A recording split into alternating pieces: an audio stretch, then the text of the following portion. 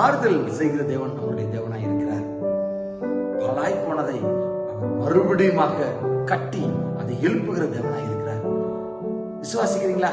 ஏசாயா தீர்க்கதரிசி எழுதின புத்தகம் அதிகாரம் 51வது அதிகாரத்துல 3வது வசனம், கர்த்தர் சீயோனுக்கு ஆறுதல் செய்வார், அவர் அதன் பாழான ஸ்தலங்களை எல்லாம் தேறுதலடைய செய்து அதன் வனாந்தரத்தை ஏதேனை போலவும் அதன் அவாந்தர வழியை கர்த்தரின் தோட்டத்தை போலவும் ஆக்குவார்.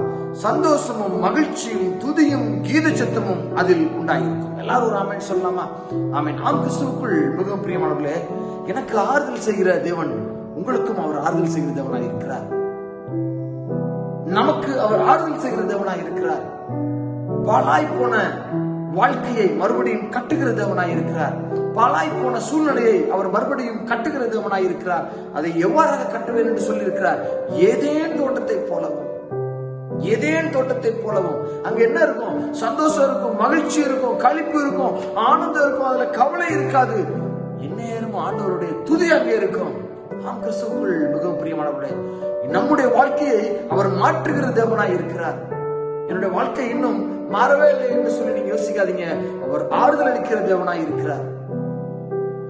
அதை பாழானதை கட்டுகிற தேவனாய் இருக்கிறார்.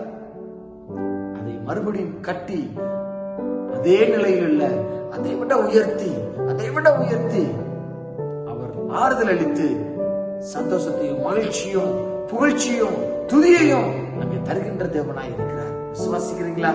ஜெபம் செய்யலாம். நேசிக்கின்ற அன்பு தகப்பனே இயேசப்பா, ஆறுதல் செய்கிற தேவனை உங்களுக்கு நன்றி செலுத்துகிறோம். ஆமாண்டவரே, நாங்கள் வீழ்ந்து விட்டோம், சீயோன் வீழ்ந்து விட்டது என்று சொல்லி எல்லாம் நினைத்த வேளையில தேவன் அதை மறுபடியும் கட்டி அதை எழுப்பி அது ஏதேன் தோட்டத்தை போல அதை உருவாக்கி அங்கு துதியும் சத்தமும் ஆண்டவரே மகிழ்ச்சியும் சந்தோஷத்தையும் அங்க வைத்தீரப்பா. அது போல எங்களுடைய வாழ்க்கையை நீங்க மாற்றி எங்களுக்கு ஆறுதல் அளித்து எங்களுடைய வாழ்க்கையை மறுபடியும் துதியின் சத்தத்தோடு கூட மகிழ்ச்சியாக சந்தோஷமாக ஆரவாரத்தோடு நாங்கள் வாழ்வதற்கான பலனை நீங்க தரும்படியாக ஜெபிக்கிறோம். அப்படியே நீங்க செய்யப்படுறதுக்காக நன்றி செலுத்துகிறோம்.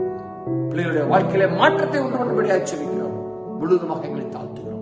துதி கன மகிமை எல்லாவற்றையும் ஒருவருக்கே செலுத்துகிறோம். இயேசு கிறிஸ்துவின் ஜெபம் நல்ல பிதாவே.